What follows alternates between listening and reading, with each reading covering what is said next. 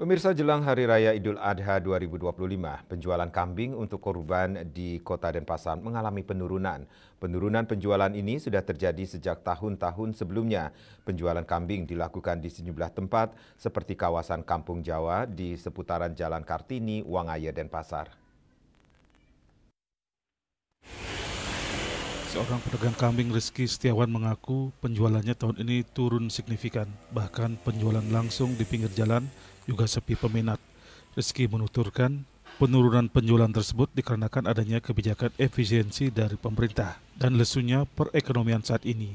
Hewan kurban berupa kambing yang dijual di Kampung Jawa seputaran Jalan Kartini, Wangayo, dan Pasar, ia jual dengan harga kisaran 2,7 hingga 7 juta rupiah. Semua kambing yang dijual diambil dari peternakan asal Asah Koblek Buleleng. Saya mulai jualan itu dari tanggal 29 Mei kemarin. Kalau aslinya dari sini. Untuk kambing yang didatangkan ini dari Bedugul Asah Koblek. Untuk tahun ini agak menurun lah. Menurun untuk penjualannya mungkin karena efek dari dari gini pemerintah itu ya mungkin. Agak penurunan untuk di tahun ini. Untuk harganya masih sama seperti tahun kemarin lah. Dari kisaran harga saya dari harga 2,7 sampai 7,5 juta. Untuk kesehatannya sudah dari Dinas Peternakan sudah dapat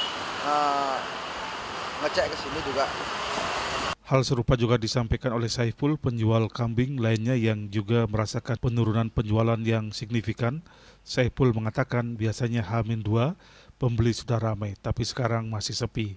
Meski demikian, dari pemeriksaan Dinas Pertanian Kota Denpasar, hewan kurban dalam kondisi sehat dan layak untuk dikonsumsi. Sukma Bali TV.